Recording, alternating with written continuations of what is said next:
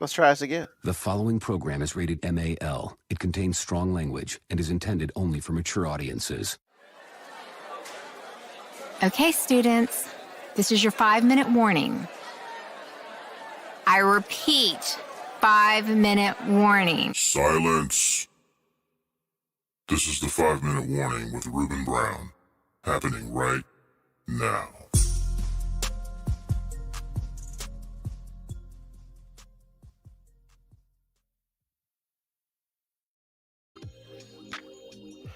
What's going on, everyone out there in the world of the internet? The interwebs. The interwebs. Interwebs. This is your boy Ruben at 5-minute warning. How's everybody doing tonight? Of course, we got the man on the ones and twos, sometimes the threes and the fours. AG, what's going on, bro? What's happening, y'all? How you doing? And of course, actually, after you introduce Moby, I got something that's really funny for both of y'all. This is hilarious. Okay. All right, and of course, you know, the man with a plan who got more words than dictionaries. Mo B, what's going on? More words than dictionaries. I'm good, man. I'm good. All right, AG, what you talking about? I know you're going to ask me about, what's going on. I appreciate you asking me that all the time, but this time I actually have something decent. So I get in from work a couple hours. What? Most of it's not decent? Sometimes it's just not, man. I'm just saying. All right. But I walk in and my wife said, "Did you get my message?" I said, "No, sometimes I don't get them before I get home." So she informs me that she has heard Doja Cat's "Tickets Ain't Shit." And she put it on. Have you heard this? I have not. I presume you guys have heard it. First of all, you said Tiggers? Tiggers. With a T. That's our substitution for it. Well, I understand that. Oh, but the real song is the end. Okay, gotcha. Right. Gotcha. So the funny part wasn't the song because I was like, whatever. And the beat is hot. So you're going to sing along to whatever it is. It's hot. But I see Moby already losing it.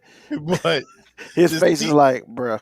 Man, to see her face, she was just, I just can't with these people, man. And then after that, I don't remember what she said the artist's name was, but then she ran across the song. And this is all she was trying to do was populate her playlist for her songs or watch. So when she goes to do her exercises, she has something to listen to. So hold on. She wanted to listen to Tickets Ain't Shit? No, it was, okay. That's what I'm explaining to you because I'm just making sure. It's a rabbit hole, right? I bet. And then she ran across the playlist that's top 10 of what's really going on in music, what's hot, right? But the next song next song that she ran across was Dick. And I heard it. And again, the beat is too hot not to hum it, man. But it's just like, oh my God. And to see her, the funniest part is to see her face and be like, I can't deal with it. I can't deal with it. Hold on. So the name of the song is Dick. Dick.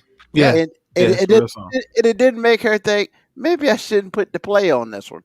Well, I don't know what she thought. I just think it was like there's only a couple ways you can go with that. Man, look, when you see a song that say Dick, it's hard not to, bro. I'm just saying. I don't think it's hard over here, but dude, it was hilarious, man. I bet. Is she over here? She got her hands over her eyes. She pearl clutching over there. Oh my God. She said she can't with y'all right now. With us, I ain't the one that made her listen to it. That's what I was saying. All I'm saying, but she just can't, man. So she puts on to kind of try to cleanse her palate. She puts on "Summertime" by DJ Jazzy Jeff and the Fresh Prince, and I was like, you still singing Dick in your mind? Don't even worry about it. I'm just saying, man. Like. Sometimes personal responsibility got to come into play. Man, look, all I'm saying is it was hilarious to see her go through this, man. But I just love my little lady, and she's my everything. That's all. She went from Tickets Ain't Shit to Dick. Yes. And maybe I shouldn't be listening to this. Didn't cross the mind or nothing. Man, all I'm saying, because my whole response was, number one, the beat was hot, and I knew once the beat is hot, you're gonna sing anything. And then the second thing was, this is no different than Wet Ass Pussy to me, because that's where we're going and that's where we are. So it never really, really bothered me. I'm just kind of like, okay, whatever. but her face, priceless. It's funny that you mentioned that song because Mo B had a take on it. Last week when we were talking. You want to share that, Mo B? Take on what? The WAP joint, man. What was it a take on the song or was it a take on just that expression? Wet ass pussy? Yeah, like the question, like go. You need to say it because it's funnier when it comes. I mean, who out there messing with dry ass pussy? Like, this show has just gone down. We're 5 minutes in and we off the rail. And I mean, just a disclaimer out there, ladies. Just because it's wet, don't mean it's good. I mean, well, wrong there. Not wrong there. Girl clutching. Hey man, he's not. Is he ever really wrong? No, I never said he was. I thought it was a very interesting take on that because I never thought of it like that. I was like, yeah. Well, see, that's a woman's superpower, man. They just believe it just because they have one. They think it's good, and it's not. It's awful. I'm just not. And you know what? It ain't even got to be wet. They make stuff like KY jelly. If it ain't wet enough, like we can make this thing happen. Just doesn't mean it's a good happening. Yeah, could be M. Night Shyamalan happening. Ooh, stop! I'm just saying, man. I don't want none of that. So maybe I'm looking for some gap other than WAP. I want some good. Wow. Oh, man. All right. Okay. So that's all I wanted to say, y'all. I appreciate y'all. Let me say it was hilarious. And she's such a good sport. But to see her face, man, you talking about some pearl clutching? Oh my God. It was hilarious. Wow. I mean, that has changed the whole type of thing that I was gonna start with. So we're gonna change it up a little bit. Wow. No, I don't want to change it there. Never mind. We're gonna stick with what we got. So let's start back at American Airlines. Clearly duct tape is something that they use quite a bit because they have to restrain another person, a 13-year-old boy, because he decided he wanted to try to kick out a window while they're flying in the plane, aka I'm crazy, please help me. Yeah, not that boy. I hope not, because if that boy, we got problems. But yeah, so he tried to kick out a window, so they had to restrain him, and then they duct tape him to his chair. And they literally had to fly, because they were flying from Maui to LA. They had to redirect it to Honolulu in Hawaii. And it was like, because this kid clearly got some issues. But then, at first, she's like, okay, maybe he's mental. He got some mental stuff going on. Then, apparently, he attacked his mom. Nah, you just need a beat down. And that's fine with that. They kind of subdued him and duct taped him to the seat. And if you watch the video, you see the male, what do they call it? The flight attendant come with a huge roll of duct tape. Like they've used that before. And I was just like, bro, you came real quick with that duct tape. So I don't know if it's like part of, hey, make sure we got everything. We got the food. Yeah. We got the drinks. Yeah. We got like 5 rolls of duct tape. Yeah. We got to make sure we got that because that fixes anything. So, I guess the first thing you talk about is, were they wrong in this? Which I already know how Moby's going to go with this. And then, number 2, do they own like stock in duct tape? I'm just saying duct tape fixes everything, apparently. They definitely fix people from doing dumb stuff. I mean, because once again, about a couple episodes ago, when we talked about the woman getting wrapped up in her chair in duct tape, that was American Airlines too. Which makes me want to think, I don't know if I want to ride on American Airlines because, well, I don't necessarily think I want to. But then again, it's like, why not? You might get entertainment or you might die because people are crazy. So, I mean, talk to me. What are we doing with this?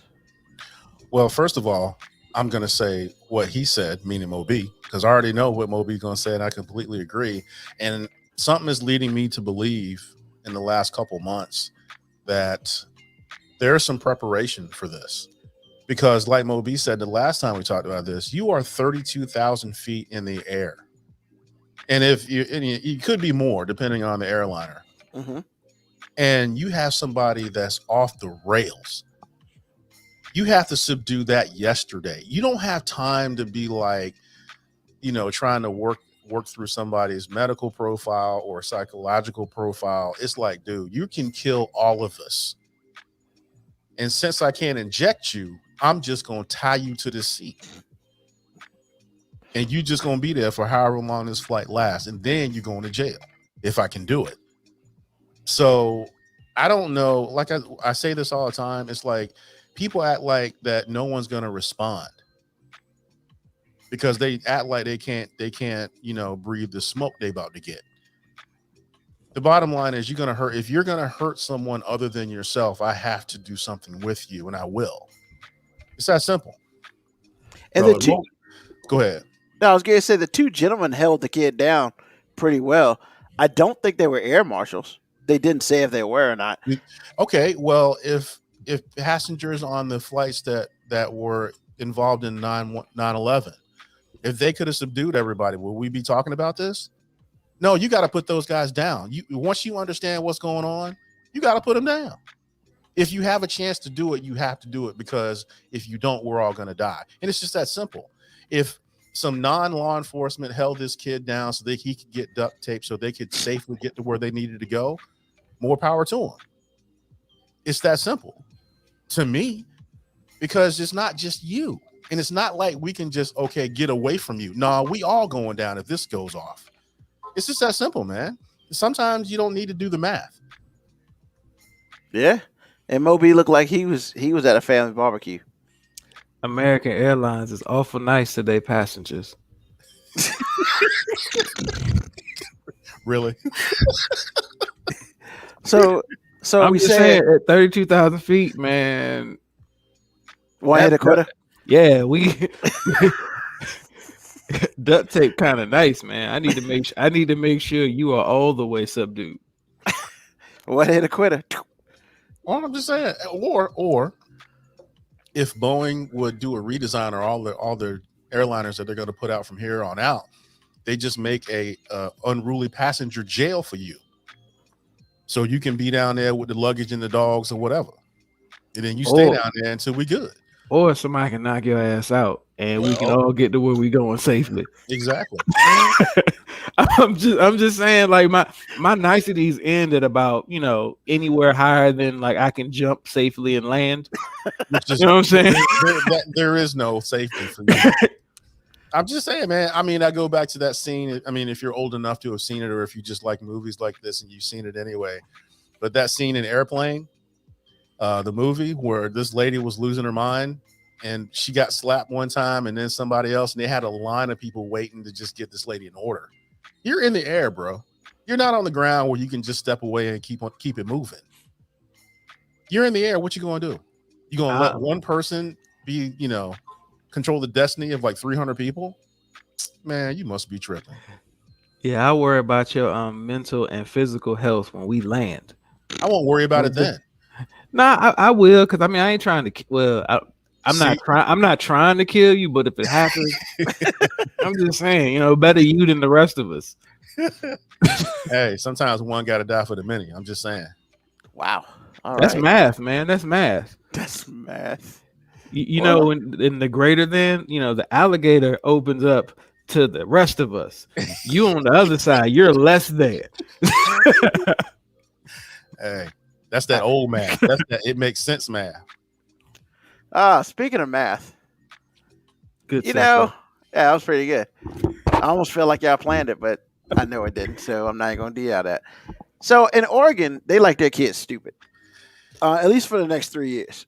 And I say that because the governor, on the real low, nobody even knew about this joint until it came out in a press release like a couple weeks later. Yeah, they did it on the QT for real. Yeah, she suspended the reading and math proficiency requirements for graduation. And then, man, so quick soapbox, man. How come every time somebody want to do something that doesn't sound like is a good move at all, and they just want to well, you know, the other people that are not white could have issues with this. Bruh, like, she was like, well, because of the the pandemic, you know, we want to make sure that our Black, Latino, Latinx, Indigenous, Asian Pacific Land Islander, tribal, and students of color were able to graduate. Hold on, bitch. Like I almost call her a female dog. Like, hold on, you trying to say when we say 2 + 2 is equal Jello, bitch? What are you talking about? I mean, if only white kids in Oregon can pass that, so we don't, well, they don't test well. Like, I don't test well either, but I'm not stupid. Like, I can test well enough to get my proficiency. It's because all you're doing is setting these kids back, man. How they gonna go to college when they get a proficiency at college, and they can't, they don't know what pi is. They don't know what 2 - 2 is. I mean, yet, oh, we're just doing it to graduate kids, bruh. I mean, miss me with that bullshit, man.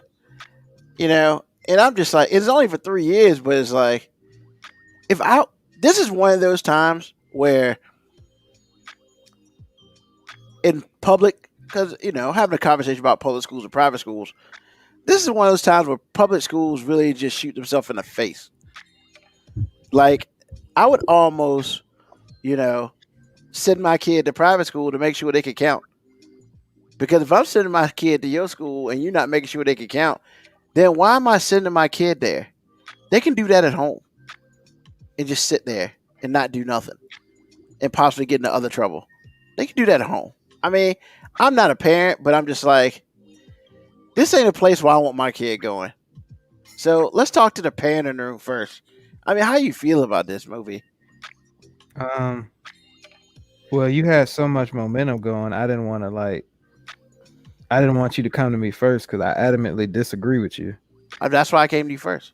And standardized testing has been proven not to work. And it's not that people can't pass the test.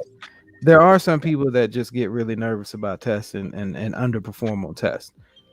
But the real problem with standardized testing, and it's like, I guess I'll go to my grandma. My grandma was a teacher for 33 years.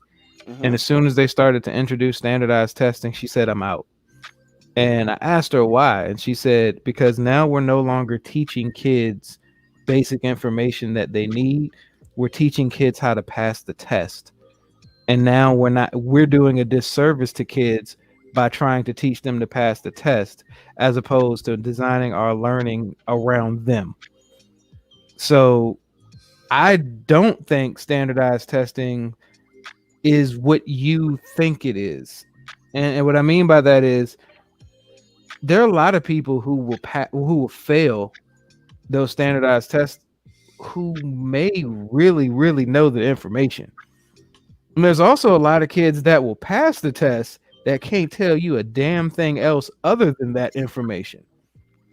And I don't think one test should supersede like your 3 years of math that you've taken before. Like, I've been making A's and B's in math. However, if I don't pass this proficiency test, you're telling me that I don't know enough math.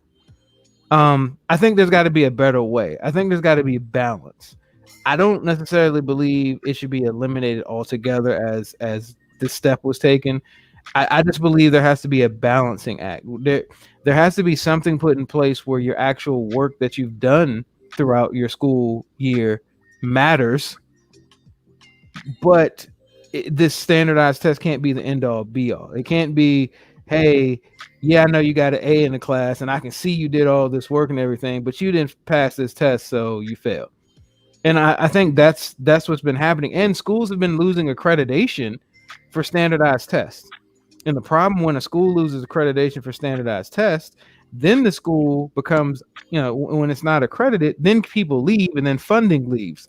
So it's kind of a snowball effect when stuff like this happens. So I don't think standardized tests, I don't think they want to eliminate the standardized test just because they don't want kids to have this basic information. I don't think it's a case where everybody's just trying to pass kids just to pass them. I am not saying that that does not happen sometimes. But I don't think this is as extreme as you seem to have made it sound. But I could be wrong on that too. I mean, I could be speaking out of ignorance as well. But I mean, I'm not necessarily a fan of a SOL test dictating everything as far as you passing or graduating. Well, I mean, and I did not say that they're removing the standardized tests. I didn't say anything about testing, but they're removing the requirement for the students to prove their proficiency in reading, writing, and arithmetic. Well, Now, that was done through a test. well, not necessarily, because, like for instance, at ODU, in order for us to graduate, we didn't take a test, but like we had to go and write an essay. Right then and there, pretty much they gave us the stuff. They gave us an article, and it's like, you got to do an essay. They even went to the point as you need to attend this one class so they could tell you how they want you to do the essay.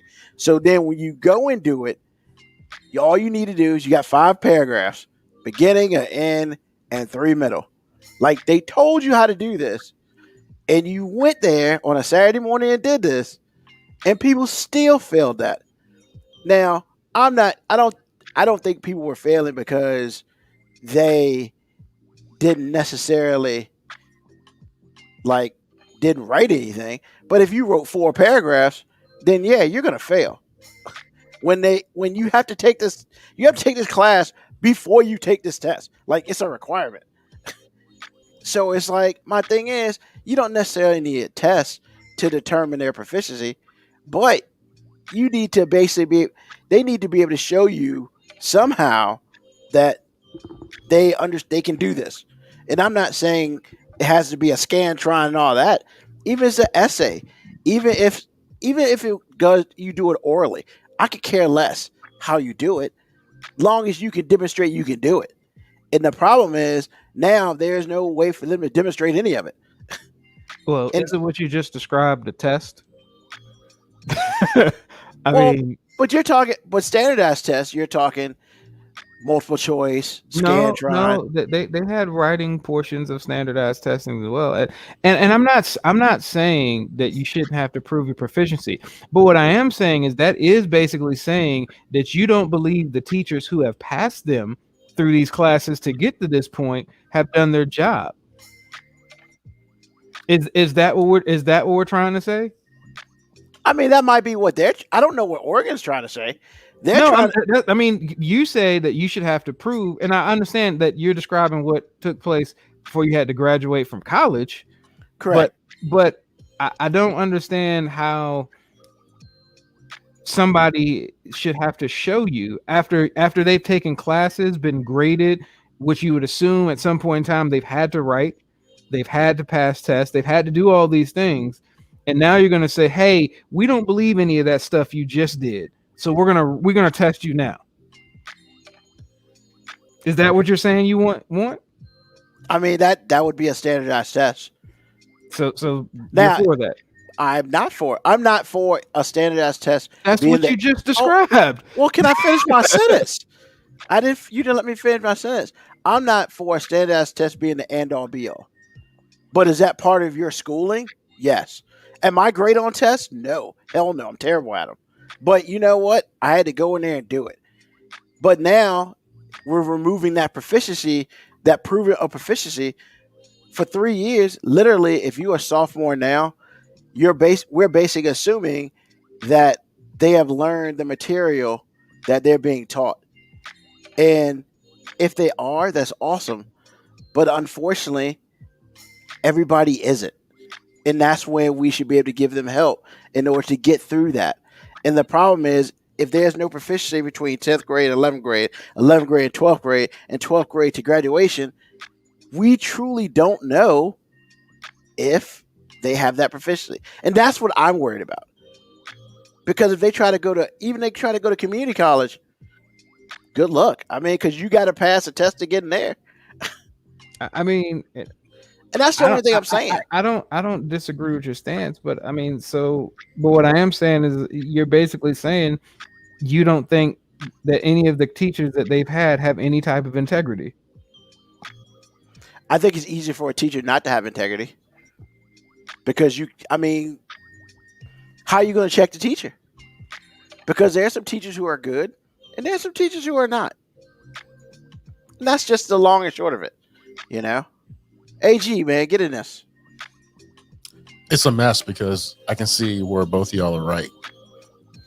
Because when Mo B talks, it's like all I'm hearing is a parent going, we're trusting these teachers to teach our kids, and then my kid knows nothing. What's happening?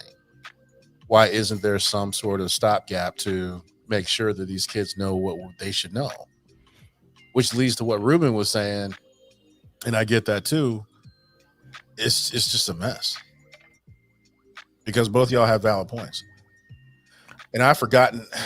I guess I gotten too old and not heard it, and I don't have kids. So what Mo B said to start with changed my mind instantly because it feels like a microaggression the way the article reads. But then I heard him talking, and I was like, you know what? I forgot all about that. SATs are the worst, but they still exist. And now, when I was in school, there was no SOL. Everybody had basic information that they knew. And it's kind of like what we were laughing about a month ago. How many years in a decade? 12. And there's a reason for that. Because as funny as it was really sad. And that's the kind of that's what you have when you have an SOL type of education experience. You learn the test, you pass the test, you forget the information because you never really knew it to start with. You memorized it, so you could pass the test probably, but you don't really know anything. So is there an answer, a definitive answer for this? Nope. Because no matter what happens, somebody's gonna get bent out of shape because somebody dropped the ball. It could be the student, which sometimes they don't get enough, culpability in this. It could be the teachers, and sometimes they get more than they deserve. And it's everybody. So, I don't know, man. I don't know. Because I just think there needs to be balance. But then you can't be balanced if the reality of the situation is SOL is about money. Yeah. And once you involve money, you're not doing anything well. And that's why I made the point is like the reason they're getting rid of it isn't because they don't want to make sure the kids are proficient. They don't want schools to keep losing accreditation. But that's not what she said. Well, why would she say that? Why would she say, hey, we're going to eliminate tests because we're scared that some of our schools aren't getting accredited, which means we're losing funding, which means the students that actually need this funding are at jeopardy of having even more underfunded schools. So we would rather her say that. I would rather her say that than, well, all the people except for the white kids can't pass. But that's the most least damaging statement, sadly. Well, exactly. But it may not be the truth. And that's the thing. It's politics, what I'm trying man. to tell you is, man, It's politics. This is politics. This is not us. We are talking about this and we have nothing to lose. This lady says what you want her to say, and you're upset with her. Yeah, you are. And that's kind of why this is so murky. Because if she says the truth, because everybody thinks they can handle that smoke, no one can handle the truth. You say you can, but as soon as somebody say it, you get your little feelings hurt. And then you want to do the opposite of what you actually believe because you got your feelings hurt. And as a politician or any public person, you can't run around telling you can't do it, man. You can't run around telling people the truth. She picked the statement that would get her in the least amount of trouble. Yep. And still be truthful. Because you just can't say I'm chasing the money. You can't say if I don't get this money, my schools will lose accreditation. Because people like to take things and spin it and this and that and the other. And before you know it, this lady's they're trying to impeach this lady. Really? Yeah, but since she's getting rid of that sort of situation, isn't she losing the money anyway?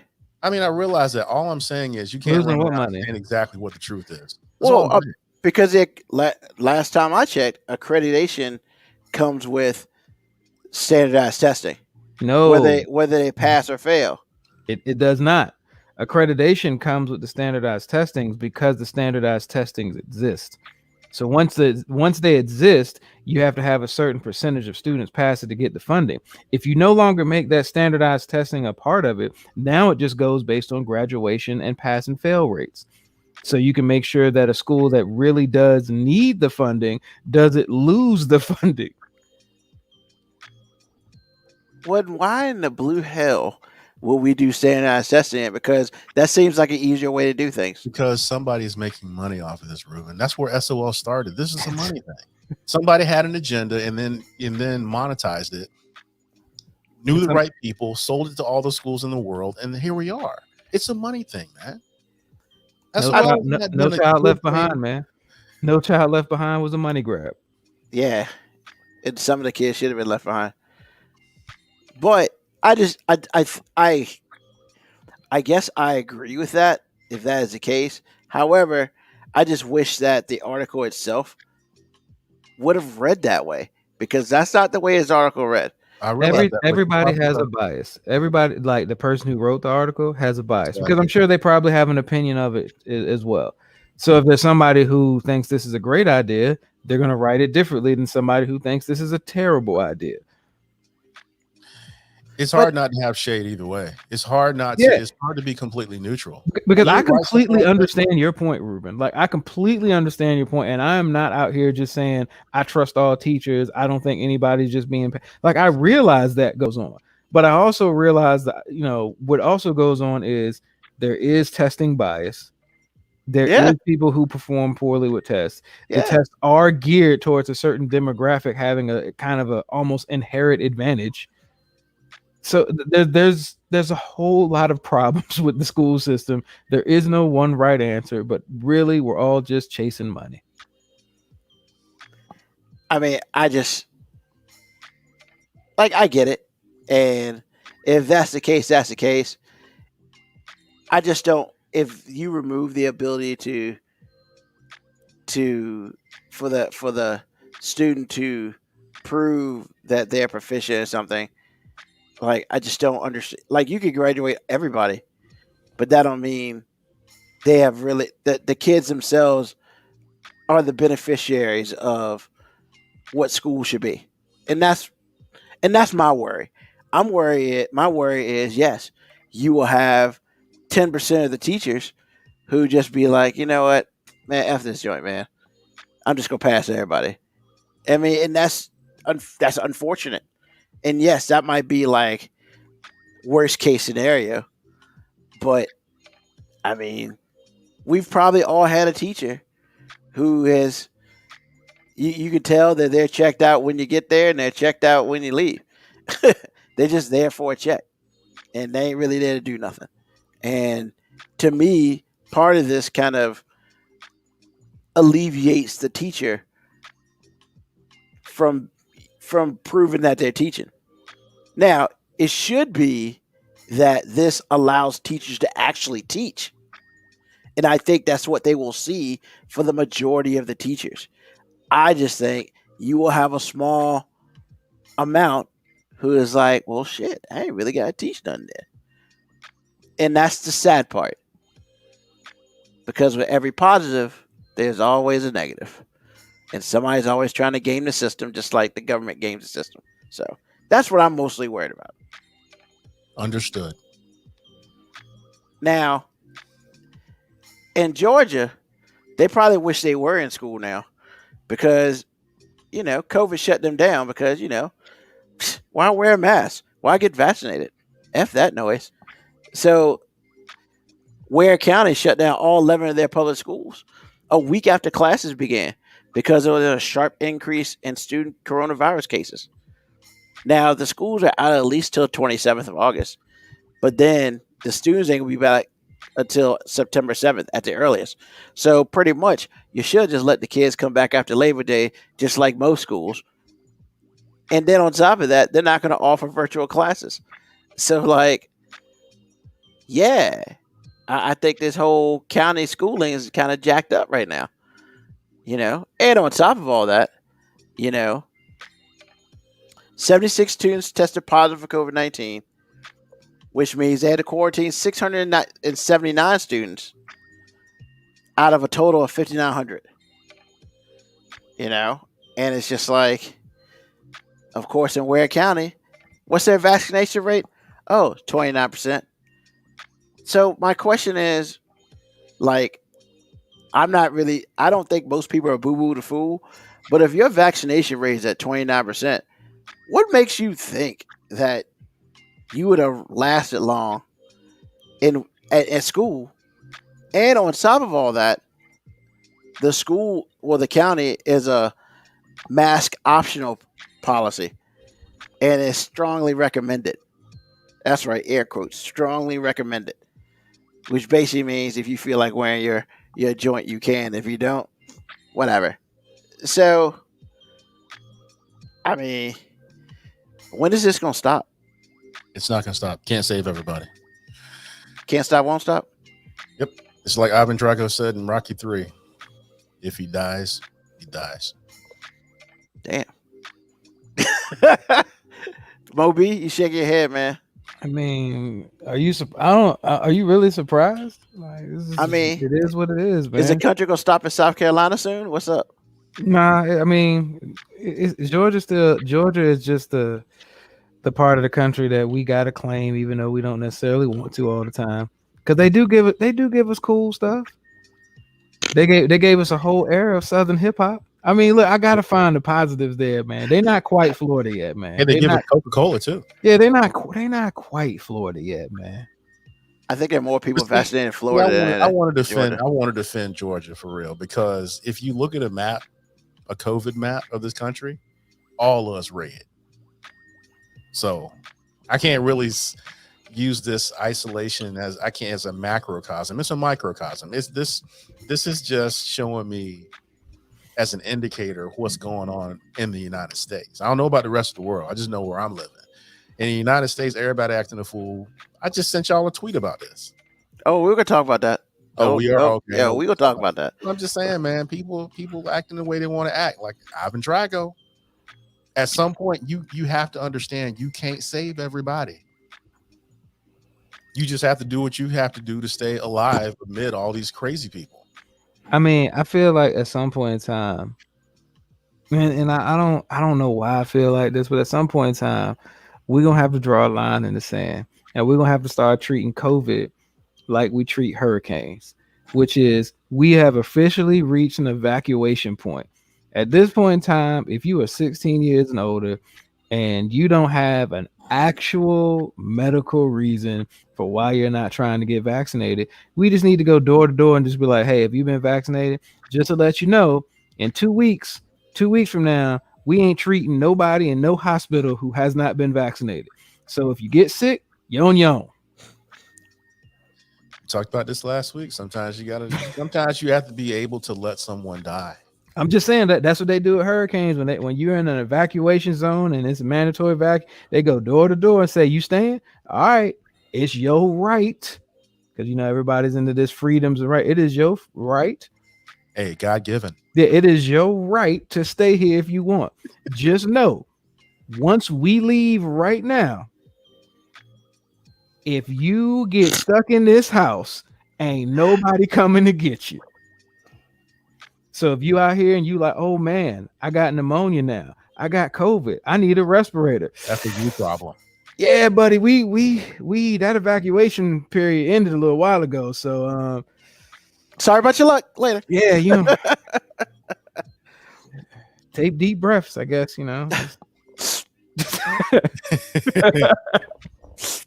Kibiako, yowzers, cold-blooded. Was he talking about my comment? Nah, well, probably talk about both of y'all's comment because it was kind of cold-blooded either way. But I ain't mad at it, and he ain't either. You can't, man, look, that's the biggest thing I've understood in the last 10 years of my life. Some people can't be saved. And I've learned not to hear about my abandonment of them either. You had plenty of chances to do whatever. You chose not to. That's your right to do. And I have a right to just not be in your life anymore. Yep. Period. And if that means that the last thing I tell you is I hope your roof is sturdy because that's where you're going to be once the flooding starts, then that's what it is. I'll come back when things dry up. If you're there, you're there. If you're not, sorry. Possibly 12 days later because you got that incubation period, bro. Yeah, well, it is what it is. So let's go from one coast to the other coast, and in California, we got parents attacking people. Yo, know the rules before you punch somebody in the face. I know, right? So a parent verbally assaulted a principal and physically assaulted a teacher because of face coverings. Because the dude was like, the principal was coming out with his kid, and they had face masks, but then some teacher didn't come out with their kid, so the dad went to the principal. What's all this craziness? Where all the masks at?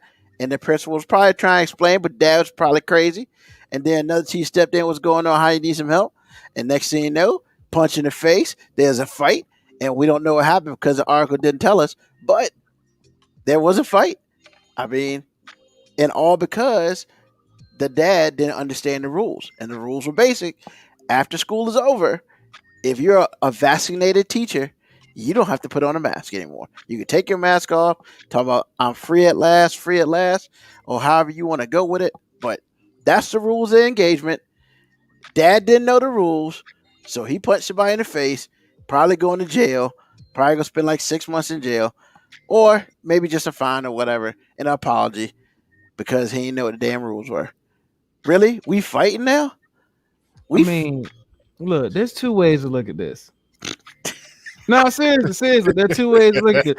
Because when I first saw the article, I didn't know. Because I still don't truly know why. Like, I don't know, was the dad mad that his kid had to have a mask on, but the teacher didn't? Yes. Or was he? So that's why he was mad. He was upset. Or was he mad that he thought maybe his kid was in the school with an adult who didn't have their mask on? Because those are two different reasons. And one, I can understand being mad about. The other, I don't understand. Like, if you just mad that your kid had to wear a mask and the teacher doesn't, that's stupid. If you mad because you think your kid has been around this, possibly unvaccinated person without a mask all day and you're not cool with that, I can understand that being a reason to be upset. Yeah, not saying you should punch anybody in the face. You probably should do a little bit more research before you just come in there swinging. Swinging. Well, it seems to me, and I don't know. Well, no, I do know. I'm gonna go ahead and say it. The bottom line to me is, number one, know the rules of engagement before you engage. Number two, I think he got that mad at the principal partly because she was a woman. And so when the dude stepped in, he just felt like he had to finish it. But none of this is being talked about if the guy knew the rules. If he knew what I know, then none of this would have went down. Because we're going to assume the dude crazy to start with. We're not assume. We're going to presume that this dude is crazy. And then from that, we're here. I think that's unfair. I think that's unfair for us to assume that he's crazy. I'm not assuming he's crazy. Because he could just be a damn idiot. Well, he was mad. You gotta define idiot, man. You got to define idiot. What is that? I mean, he could be too stupid to understand what the rules were. He could be too stupid to actually investigate what the rules were. Or he could be somebody that just, felt the need to fight somebody that day. All of them sound like idiots. But crazy, I don't know. Like, let's reserve crazy for the people who are crazy. Like people who interview their son after they murdered their, family and stabbed him. Like, that dude was crazy. You're going back too much for that. That dude was crazy. We can't keep throwing the label of crazy and stupid. We can't keep oversimplifying things. Like, this dude was highly uninformed and volatile. That's what we do know. Okay, I'll agree to that. Because you're right. There are some things that we don't know. So allegedly, yes. Okay. However, we do know that he verbally assaulted a female principal. We do know that he physically and verbally assaulted a male teacher. And so since I can't say that if he was crazy or not, I will say that based on what we do know, you get to go to jail. That's fair. But you chose not to be informed, or you chose not to calmly ask about it so the principal could tell you, oh no, every adult teacher that's not wearing a mask right now is after hours and they are vaccinated. That's in the first two or three paragraphs of the article, in which changed my mind about the whole thing. And I'm like, really, bro? But you get to go to jail. I'm not going to ask you about anything that I'm not allowed to ask you about. I'm just going to enact and enforce to the fullest extent of the law what I can do based on what you did. That's what I'll do. Since I can't ask you nothing, then I'm not. You get to go to jail today. And whatever happens to you because of it, that's your problem. All right, so this is what I'm gonna do. I'm gonna take it from a different stance. Like, yeah, he shouldn't. I agree with AG.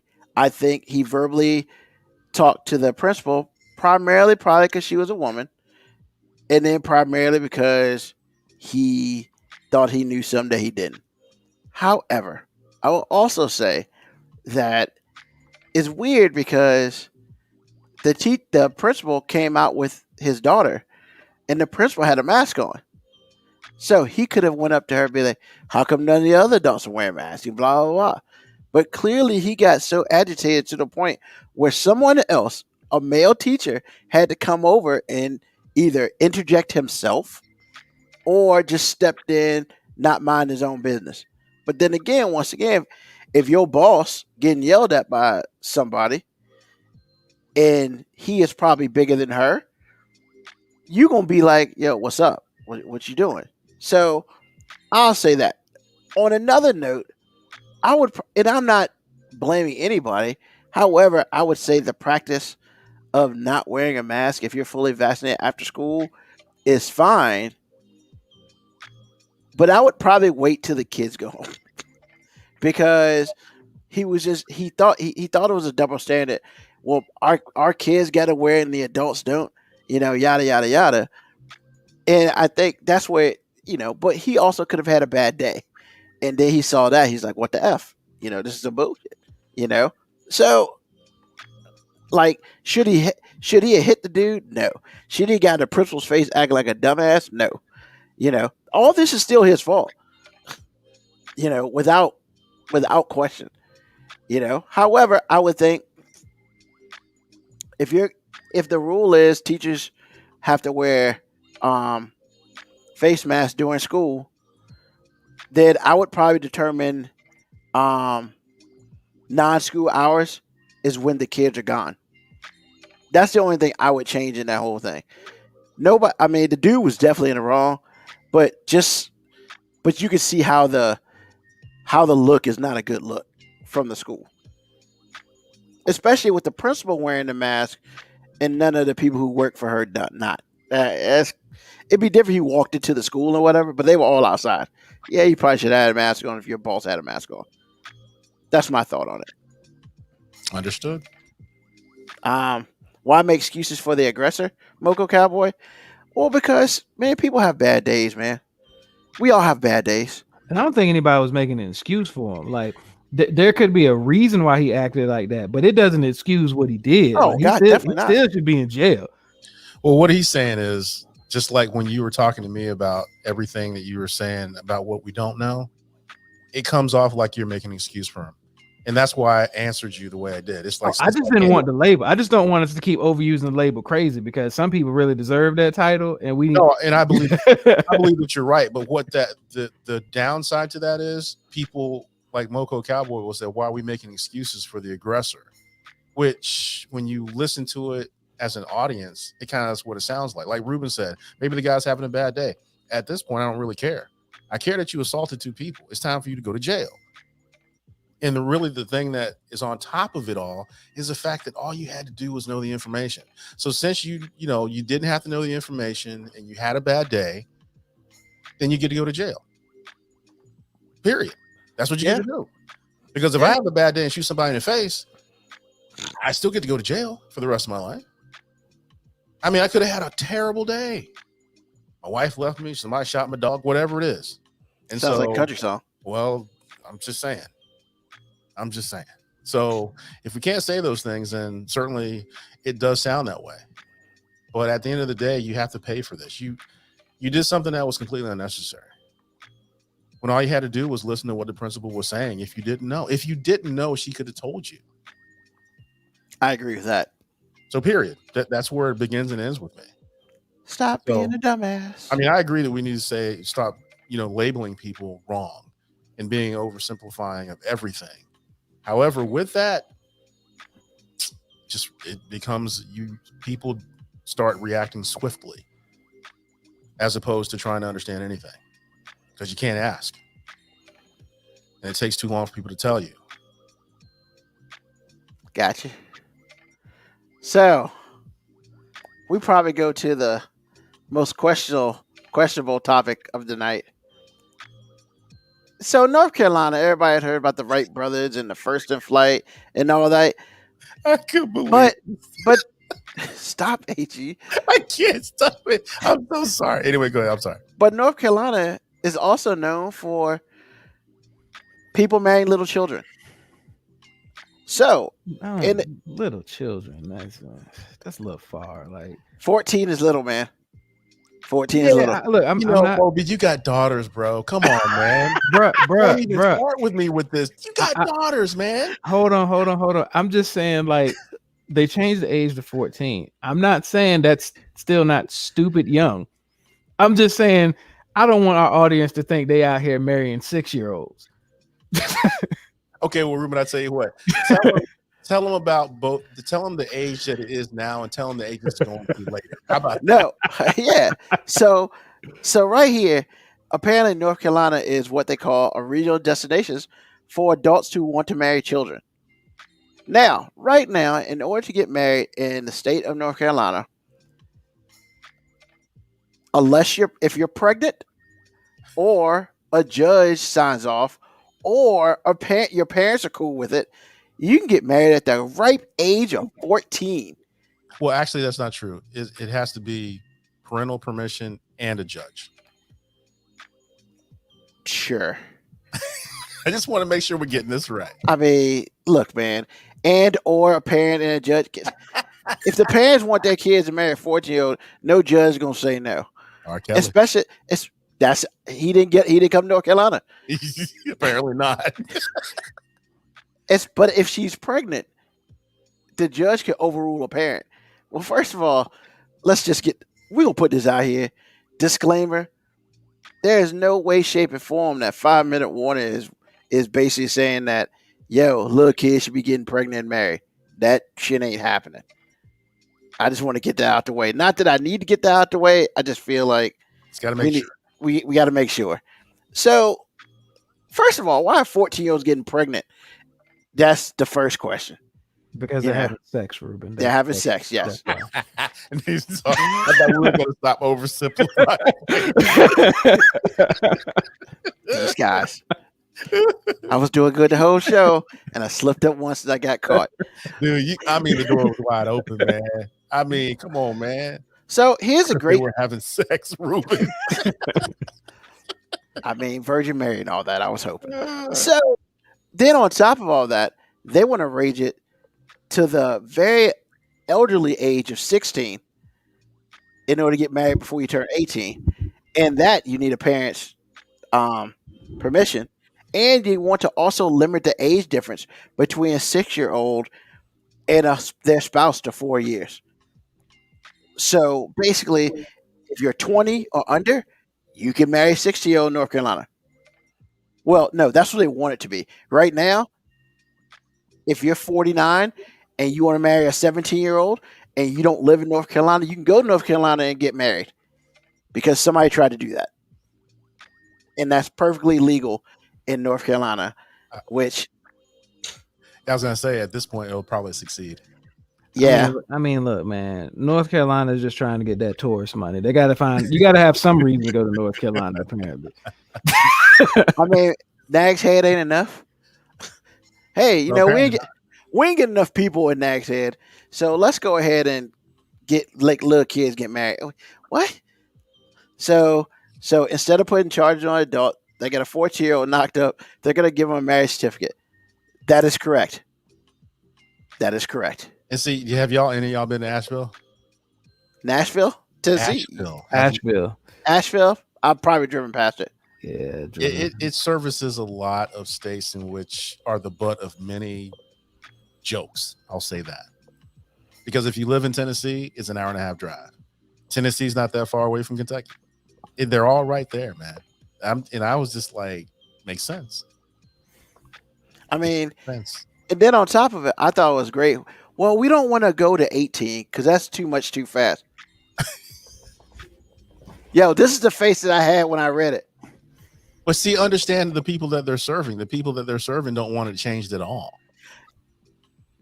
I mean, they call some of those people pedophiles, but yes, that's correct. Not North Carolina, they're not. I mean, clearly not North Carolina, but everywhere else they're called pedophiles. Just saying. I mean, is it okay for you to date if they're 12 and just wait till they're 14?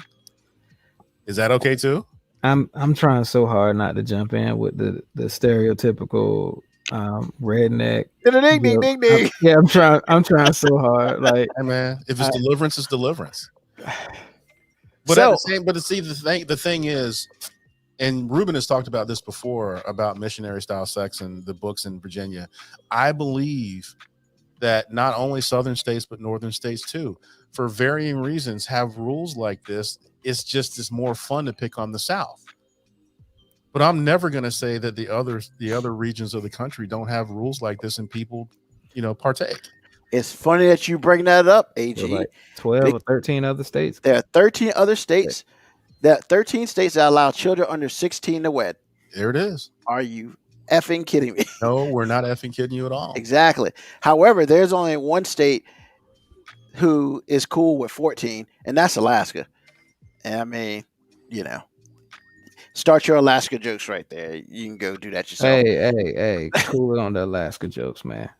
Man, what, you gonna defend Alaska now? I was born in Alaska, man. But you gonna defend it from this? This is the branch that you're gonna ride your defense on? I'm just saying. Basically, they like, look, we gotta give somebody a reason to come to Alaska. So wow. So he wasn't gonna jump in, but now he jumps in with both feet. we got the pipeline, and now there's a pipeline in Alaska. Exactly, we got a pipeline to 14-year-olds. You know what I'm saying? That's what we got now. Yeah. God, that's such a. I mean, look, if you work on the Alaska on the Alaska pipeline from like the age of 18, you can actually retire by the time you're 32. So basically, they're like, "Yo, you can retire." And if you were 18 and your wife was 14, like she's still in her 20, y'all still got club time. Always count on you. I can't with you today. Yes, you can. Yes, you can. I'm not going to. Yes, you are. No. Yes. So. Yeah, man. So we have almost a quarter of the countries in the states in this country that allow 15-year-olds to get married. 15 and 16-year-olds to get married. And I'm just kind of like, yeah, what do you want to do when you grow up? I want to have babies. That's your goal in life, little girl? Or it is a good thing that nobody told R. Kelly about these rules. Man, he would have just lived in a different state. I don't know if he could have left Chicago for real though, but all he had to do was go to Carolina. Exactly. It's not like you. I mean, he could just get married and come back, and it's legal. But see, I don't think that he had that level of commitment. I think that he was a hoe also. He was a hoe. He was a hoe, and he was a pedophile. He a creeper. He is a creeper, and he has committal issues. I just don't think that he could have stuck with one girl. Yeah. So. And I meant girl, for real. Just saying. I mean, he peed on some girl, man. Well, that's that personal responsibility again. Yeah. Sometimes you gotta move. When I see pee, I move. Exactly. That's what the lady said in Boondocks on the court stand. She's like, "Hey, yo, move out the way." That'll never be. You know what? Funny. Thank you for somebody being mature enough to actually give a comment that was relevant. Because we over here talking about R. Kelly shit. Well, yeah, we're not wrong, really capable. This is better. I mean, hey, but they doing it like they going everywhere else. So I mean, and in all fairness, I mean, have you seen the divorce rate? I mean, I don't know if anybody is actually mentally capable of processing married life at almost any age in this country. Well, who says it's one of those marriages that you can get a divorce? They might be a little trapped. I'll leave it there. Yeah. Well, it's like this. 93% of the marriage applications in North Carolina between the years 2000 and 2019 involved a marriage between a minor and an adult. And at this moment in time, West Virginia is like, thank you. It is not just us. So, in all fairness, I don't know if West Virginia we were ever like trying to say that they were trying to marry kids. I think we were saying they was trying to marry their cousin. Yeah, that's true. There's differentiation. well, I don't think it doesn't cover West Virginia. That blanket only covers North Carolina because we always talk about incest with them. That's very yeah. They're the butt of every incest joke. Hey, but Christian Baker explained that, quote, as a conservative Christian, I am a strong supporter of the sacrament of marriage, unquote. What she should have added was, it doesn't matter how old they are. I mean, hey, man, it doesn't matter when you get married in North Carolina, apparently. But man, hey, they can't save everybody, bro. I mean, somebody needs to be saved. The For real. whole state should just be thrown in jail. The state full of weirdos. Just Gab 26, just put it down, y'all. I mean, hey, look, ain't wrong. I'm gonna be real, man. If my daughters tell me they going on some class trip to North Carolina, the hell you are. Come back with a ring on it. And yes, Kaviako, I said 93%. And Yes. it's just that county, right? No, that's the It's state the of whole North Carolina. state. That's Yes. the state. Wait, what? He's got no words. So only 7% of marriages in North Carolina are between two adults. Yes.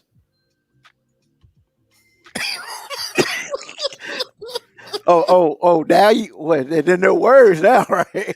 Just Gab 26. Yeah, millennials suck at marriage. That don't matter. That's not an excuse. Millennials may suck at marriage, but somebody clearly doesn't suck at marrying kids. So, Oh, look at Moby. all right. Money 757. Shake my head. I'm in the red zone right now, man. So What? His Wait BS a meter is Wait peaking, a y'all. minute. 93%. You had to have read that wrong. Read it again. I need you to read it word for word, just how it's stated. Yes, sir. Yes, sir. Okay. Let's see here. I'll read the whole paragraph. A study by the International Center for the Research on Women, a research institute and rights group for women and children, estimates that nearly 8,800 minors were listed on marriage licenses in North Carolina from the year 2000 to 2015, placing the state among the top 5 with child marriages during that period. The group said that 93% of the marriage applications it reviewed for the years of 2000 to 2019 involved a marriage between a minor and an adult. I don't know what else to tell you. Word for It's word, right bro. there. Right. Like, Hey, you can read it for yourself or you can hit the I believe button. Either way, it's still true. It's still true. and there's Mo B. Pearl clutcher. I know. You need a drink. Oh, he gonna put on a glass.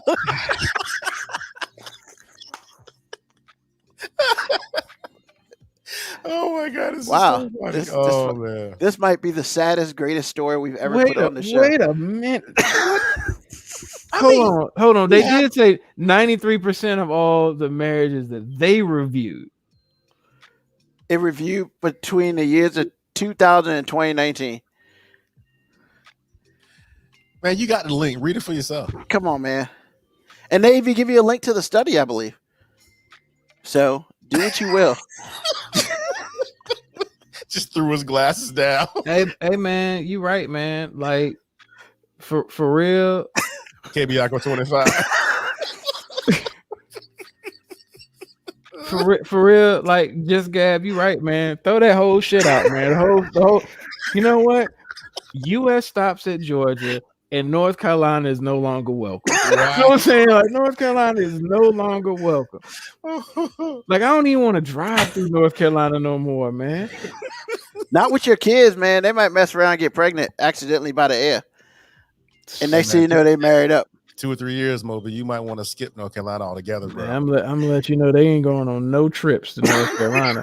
I just let my daughter was just there for a week, man. I didn't know, man. Hey, that just means she made it out. She made it out good, yeah. Need to gerrymander them out. Then who's gonna run the state? Because everybody got That's a whole kids. nother show, bro. Ugh. That's a whole nother show. Well, like I said, this might have been the saddest yet most interesting story we've ever done. I don't think Moby can recover. 93%. So people in North Carolina just can't find another consenting adult. Well, you have to also remember that most of these marriage licenses come from other states, like Kentucky and Tennessee and I mean, Georgia. I get it. North Carolina is a destination place for pedophiles, but still, like,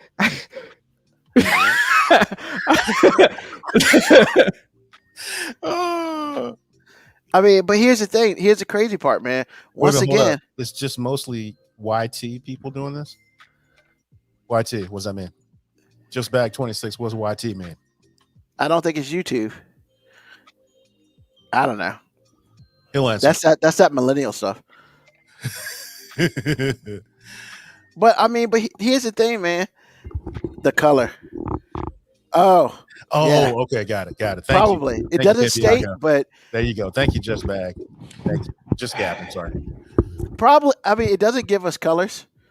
I mean, but this is one of those times where Come on, man. I'm gonna just have you go ahead and answer that question yourself. it doesn't give us color.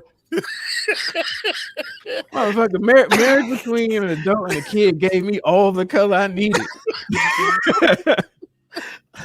Oh my goodness, this is hilarious, man. Oh my goodness. But once again, I'm just tripping that Moby got stumped.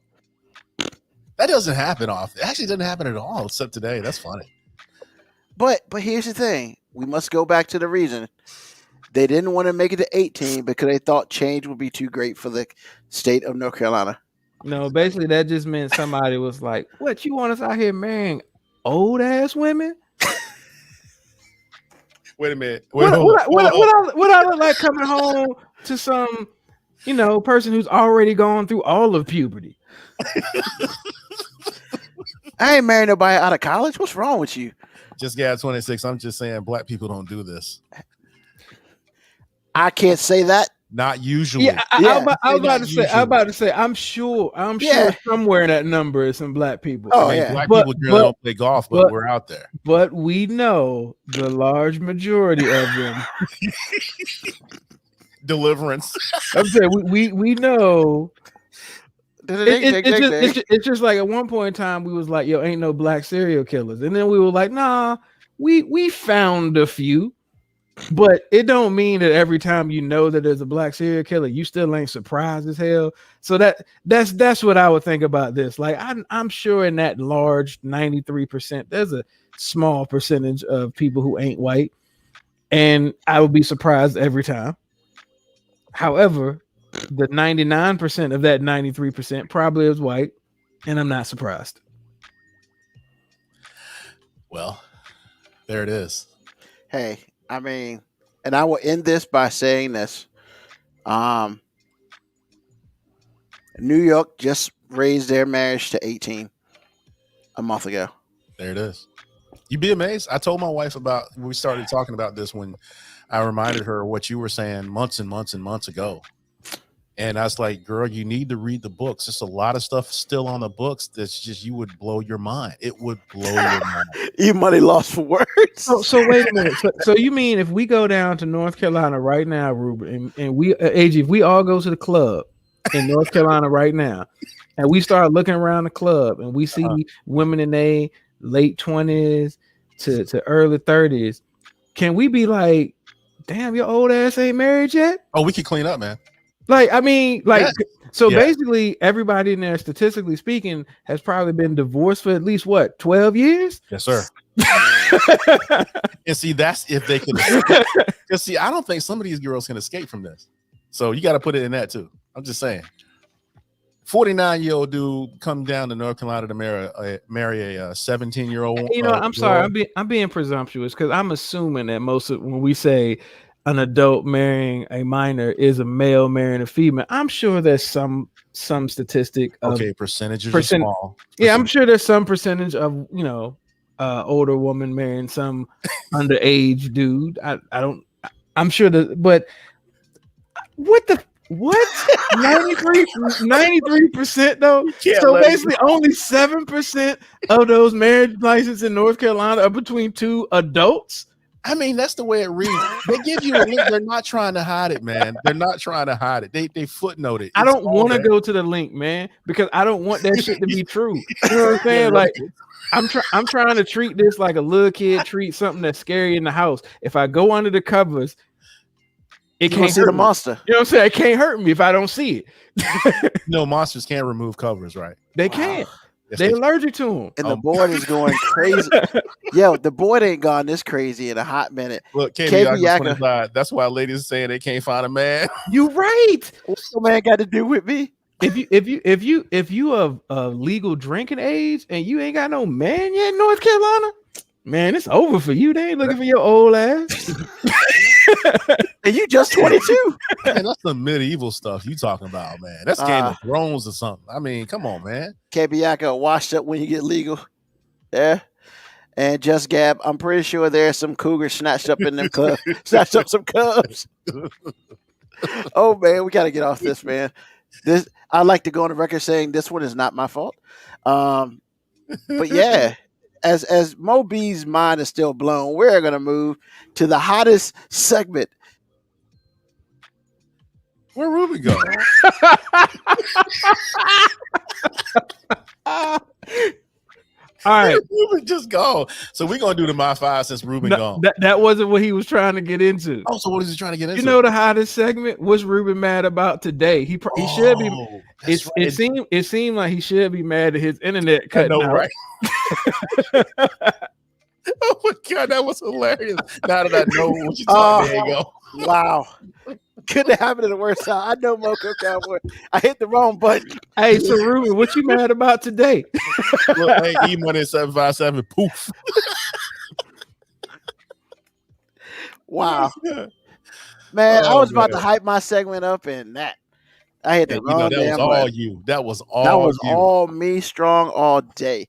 And that's okay. That was hilarious. Oh my god. Super hot fire. Thanks, KB jerk. So let me start this again. We're gonna talk about why Ruben hating. Well, right now Ruben's hating because he be making dumbass mistakes on live TV. Or live internet, rather. It was internet gold, though. I'm not letting you do this, man. You are not about to come up here and try to change the name of your damn segment. It ain't why Ruben hating because you breathe, because that's what you do. You know what I'm saying? So we asking you, I want to know, what are you mad about today?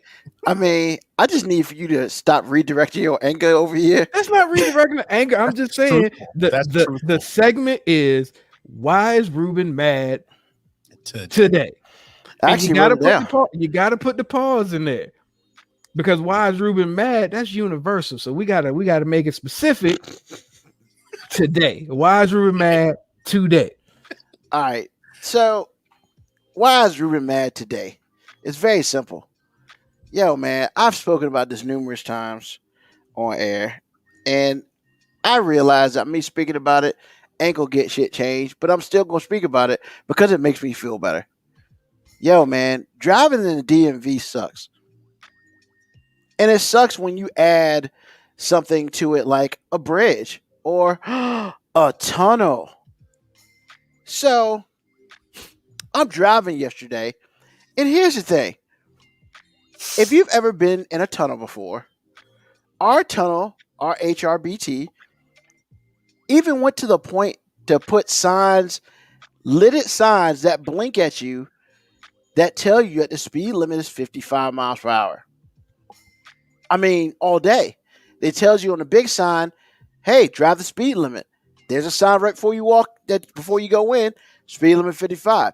Doesn't it say maintain the speed yes, limit too? Yes. It specifically says maintain. Maintain. So why does everybody go into the damn tunnel and slow down? Like, don't you want to get out this bitch? Hey, in all fairness, they don't slow down the whole way. They slow down all the way going down, And then when you start to come back up, then all of a sudden everybody want to accelerate and ball out like they drag racing. Yo, man, you want to do that? Go to Busch Gardens or Kings Dominion or Six Flags or something like that. It's called a fucking roller coaster. That's right. I bleep myself because I'm mad right now. You want to know why I'm mad? This is why I'm hating on horrible ass drivers. Hey, we're gonna go down. Why? So we can pick up speed and to go up the fucking hill. What is wrong with you? 55 miles per hour. And then, like, you get out on the other side, and it's like Daytona 500. And I'm just like, what are you scared of? Like, I don't understand. Hey, well, I don't want to go too fast. Because that's right, they do it every damn tunnel. But why do you want to go? I don't want to go fast because what if, like, the tunnel breaks and water comes out? Then your ass should be on the other side if that happens. You ain't trying to wait behind somebody going 20. I went 20 miles per hour in the tunnel yesterday. Are you effing kidding me? It took me like 10 minutes to get out the damn tunnel. That's a half a mile long. Are you kidding me? And then, it's like freaking speed race. And I'm just like, what is going on here? And on top of that, if any type of precipitation falls from the sky, these MFers can't drive. Yo, man. So I'm driving through a torrential downpour. That means more than one drop at a time for those people in the DMV who can't drive with shit. I could see maybe 10 feet in front of me, man. So I had the gambit. You put on your lights, obviously, because my lights automatically come on because they're auto. But you know what? That's right. Tell you what, man, son. That's right. So, when the sun goes down, there's a little thing on my car that automatically turns my lights on. How do I know my lights are on the outside? Because my inside lights come on. And it says, hey, your lights are on outside. And then, so I'm driving about 40 miles per hour in this torrential downpour. Black truck, no lights on, drives right past me, going like 60. And I'm like, first of all, you're driving too damn fast. And then second of all, where are your damn lights at? I mean, are you trying to hit somebody? Because you're doing a really good job about that. Then, of course, it gets really harder. So it's like 5 feet in front of me. Then you put your hazard lights on. Why? So people in front and behind you can see you. So you don't get hit in the ass. And next thing you know, you got to get out and turn it downpour. And you got to scream at somebody about their damn insurance because they hit you in the back. It gets better. Then, on top of all that, I'm driving, and a truck who has 5 million lights on is passing me, which is great. I understand they got like 25 tires on their vehicle. I get that. But, bruh, do you have to put the whole river on my car? Maybe you shouldn't be driving that damn fast. If all your water that's coming off is hitting my car, damn near push me over to the bridge, like I'm about to go off the bridge in this bitch. And I'm just like, and then I see a Virginia license plate and I'm just like, you need to go back to traffic school. You don't need a license. And F you just for being there. Because these people can't fucking drive, man. And it's just so sad. I apologize, Mom. I've said way too many F words in this. And I'll probably say at least one more for the end of the show. But it's just the point, man. Hey, if lights come down, if you can barely see and you have a car that resembles anything like silver, white, not a traditional color that I can see in the dark, maybe you should turn your damn lights on. I don't know. Just turn your damn lights on. That's all I'm asking. Between all that, man, every day, man, Virginians can't drive. The DMV, our DMV is terrible. They can't teach anybody. And then they just let anybody be on the damn road. That's what I'm mad at today. I'm done. Understood. Yet again, saying something that you're mad at that we all agree with. I don't know, man. I don't know. Yeah, I don't know, man. Like, I feel like you're missing the point, man. Right. This, I don't know what you want from me. You're talking about minor league hatred stuff, man. Like we all agree on this thing, man. I've seen you hate on so many things that I can't imagine anyone being able to hate on, and yet you keep throwing these softballs at us, man. Like I get it, man. Nope, nobody likes driving through the tunnel. Nobody likes driving in the rain in Virginia. I need you to step your hate game up, man. I don't think anybody's ever told me that before. Step your hate game up. He's been telling you for 2 weeks now. I know, right? Are better than this. All right. And E-Money agrees with me. People don't really understand the consequences. But that's the whole problem. Everybody agrees with you. You got a great point.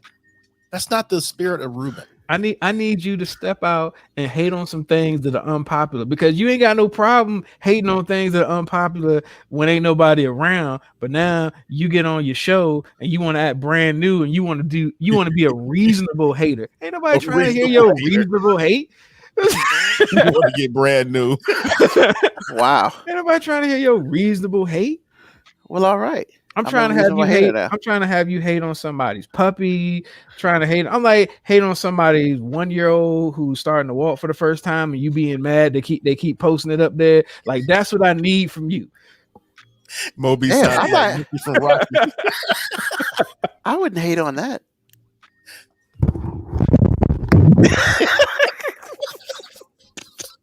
I don't think I've ever hated on anything like that, bro. You hate so regularly, you can't even remember some of your best hate. we were in a. I remember where we were. We were in a damn IHOP, and you were scrolling through your timeline, and you were like, "I get it. Your kid just walked for the first time. Why you got to have it all on my damn timeline?" That's the hate I need from you, son. Step your game up. Okay, I got something very quickly then. Very simply. Yo, man, you know what I do hate, which is annoying as shit to me, because I don't care about your kid? Yo, first day of school pictures? Don't put that shit on my Facebook. There you go. Get him. I don't care that your kid going to school for the first day. Get him. I mean, I just don't. Come on, Rock. I mean, lightning. Don't get it twisted, man. I love my friends and stuff, man, but can you like remove me out of that shit? I mean, because I'm not a fan. You know, it's just like you heard it here first. Ruben said, "F your kids."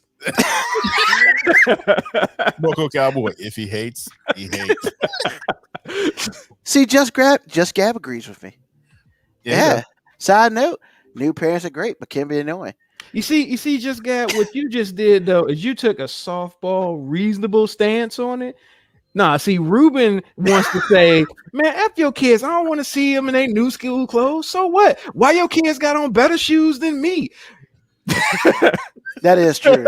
Like, why your kids got Jordans? I had to go buy my shoes from. That's what I'm talking about. FDK. You know, I can know this your segment, but I got something I'm mad at. I'm mad at the fact that we got to help you with your segment. I mean, I don't know. I'll do better next week. I apologize. So, with that being said, wow, longest show than I want today. But you know, when somebody gets caught up in kids getting married at 12, you know, it just gets caught up. So. It's my 5 time. We haven't had a my 5 in a hot minute. So, the my 5 today is the top 5 things you remember about your road trips with your family. Now, I'll give everybody a second to think about that. Moby, what you got? Dang, you really gave a literal second. Like you ain't giving no dramatic pause or nothing. You just like I mean, this was your question. I mean, you should know. I was gonna say that whoever posted this question was pretty good. It took me back for real. I mean, all right. So, number one thing I remember about the family trip, and E-Money. I was talking to E-Money about this the other day. I remember that bucket of fried chicken. See, because my grandma the day before a road trip would fry a whole bunch of chicken up, pack it up, and bring a loaf of bread. not rolls, not Hawaiian rolls, not biscuits, a loaf of bread, A loaf of white bread. a loaf of white bread, and we stop at a rest area, get that chicken out the trunk. Everybody get a piece of chicken. Everybody get a piece of white bread. And that's it. We ain't stop at McDonald's. We don't want nobody stopping no Burger King, stopping no drive-thru. Nah, man, we had fried chicken, white bread, and bottles of water. No juice, no soda, no Kool-Aid. It was plain bottled water. You get a paper towel, piece of fried chicken, white bread. That's what it was. The original chicken sandwich. That's right, just Gab. The original chicken sandwich. Yeah, hot sauce, maybe. Nah, I ain't about the hot sauce. Man, you tripping. Oh, man, you tripping. So yeah, that's number one thing I remember. Just number two thing was a restaurant called Thunderbird. Now, nobody knows about this restaurant called Thunderbird, but it's literally in South Carolina, in Florence, South Carolina. You can see it right off of Highway 95. And the reason I remember it so vividly is because I was in Georgia. My grandma was in Virginia. This was literally the midway point to, the midway between Georgia and Virginia. So it's a restaurant called Thunderbird, had a buffet, and we would stop and eat there all the time. Full circle, I become a damn adult. I get transferred to a job in Florence, South Carolina. I'm fucking 5 minutes away from the Thunderbird restaurant. And so every time I'm driving to work, I remember all these childhood memories of eating at this buffet called Thunderbird. That's still there. Buffet's still good too. The other thing I remember is number 3 would be south of the border. Kind of similar to Thunderbird, but because south of the border, literally like the midway point, there's a place at south of the border that sold ice cream cones and comic books. And I probably should be lactose intolerant by now, but as much ice cream as I got there. And that is actually where my love for comic books came, because the store used to sell comic books. And every time we take a road trip, I would get some comic books there. Number 4, E-Money is going to remember this. But basically, every time I think about a road trip, I think about my grandma driving. Now, yes, other people drove on road trips too, but there's a particular style of driving that my grandma did. My grandma had what I call the driving thumbs. Like, she had 2 hands on the wheel, and when she really got in her groove, like, she would just move her thumbs around. And I don't know why I vividly remember that all the time. She would get on the highway, because my grandma don't speed, but she loved to ball out of control, accelerating onto the highway. So, we be in whatever Dodge she was driving at the time. You know what I'm saying? So we would get on the highway and them thumbs would be going, and she'd be revving that engine, accelerate, and she'd get to 55 miles an hour really fast and then stop. Kind of tease. You think you about to ball out of control, then you stuck at 55. E-Money, like, I'm weak, bro. Hey, you remember them thumbs though? I don't know what them. It was like that's how she got her zone of driving. Was them thumbs. The number 5 thing I remember about road trips with my family, coincidentally, is yes, the Silver Jump. Come on, man. He remembers. But what I really remember about the road trips was how talented I was at being packed in a car with very limited room and still being able to fall asleep. Like, I could do, like, you give me like 6 inches of room in a back seat, I can go to sleep. No matter what. Now I can't fall asleep behind the wheel because I'm too wired. But you put me in the back seat of a vehicle, man, you can have all types of things in the back. You can have knives back there. Somebody could be holding a gun to my head. Don't matter. I go to sleep. And I spent so much of my childhood on 95 South or 95 North in the back seat of a car with my head up against the window, stuffed with fried chicken, greasy mouth, piece of white bread in my hand, and a bottle of water. You know what I'm saying? That's like half of my I probably got the itis. That's probably why I was asleep all the time, all that fried chicken.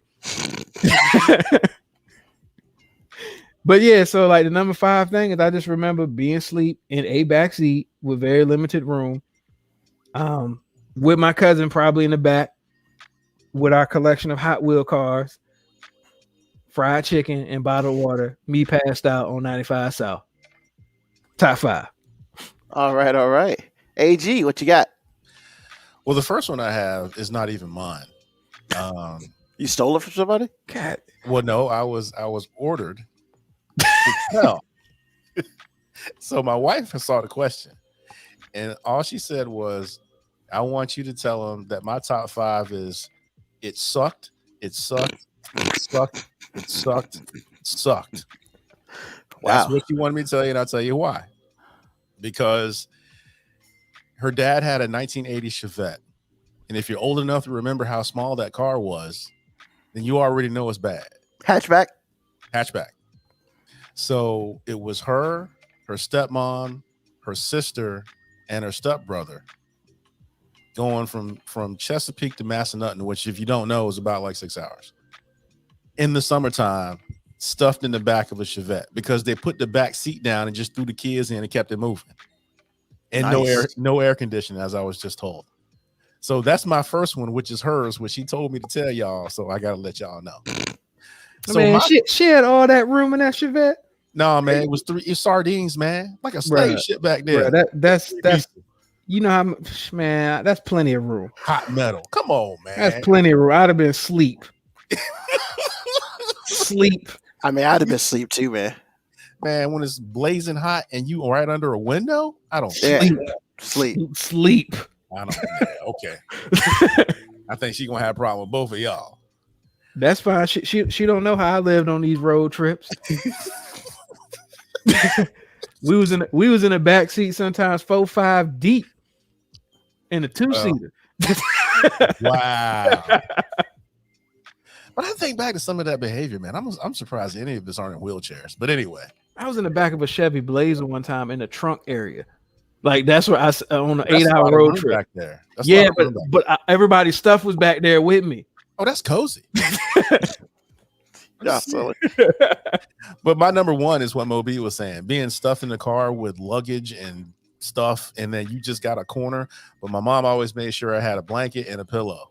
And by the time we got I don't even know, we got to Hampton, I was knocked out. Next thing I know, we in Georgia somewhere. Y'all have blankets and pillows? Well, man, you know I'm bougie. Come on, man.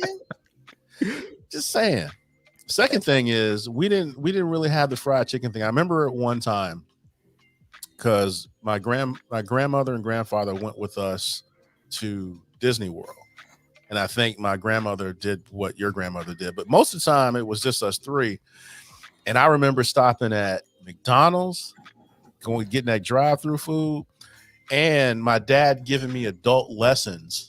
And he was good for this. He would give me things to do that I still am glad he did to this day. So he would make me get out of the car, pump the gas, and he'd give me his card or some cash to go pay the man for the gas.